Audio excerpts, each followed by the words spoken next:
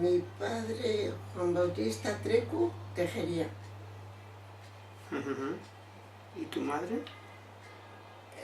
Gavina, Urizar y Babé. ¿De dónde eran? Uno era de La Raúl, Guipúzcoa. Y mi madre era de Aramayo, de un caserío que se llamaba Rota. de Rota. De Rota. Vale. Sí. ¿Y qué eran tus padres? ¿Qué oficio tenían? Pues mi padre era carpintero y mi mamá ama de casa. ¿Y vivían entonces en Durango cuando tú naciste? Mi padre vivió recién casados, vivieron 2 o 3 años en Bilbao, que nacieron mis 2 hermanas mayores.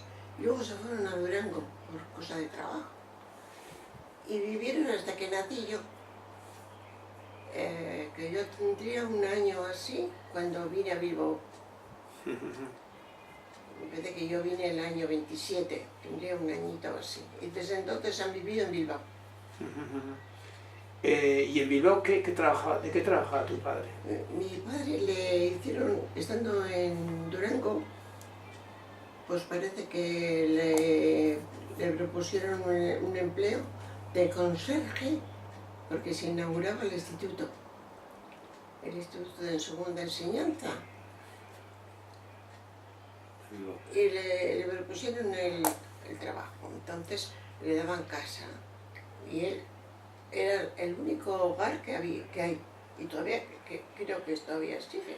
El conserje vivía, y todo lo demás no vivían más que nosotros, en todo el instituto.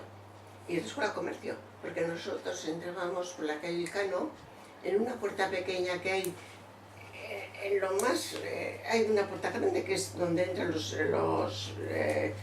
estudiantes. Pues hay una puerta pequeña, la calle Cano, que es por donde entrábamos nosotros a nuestro hogar.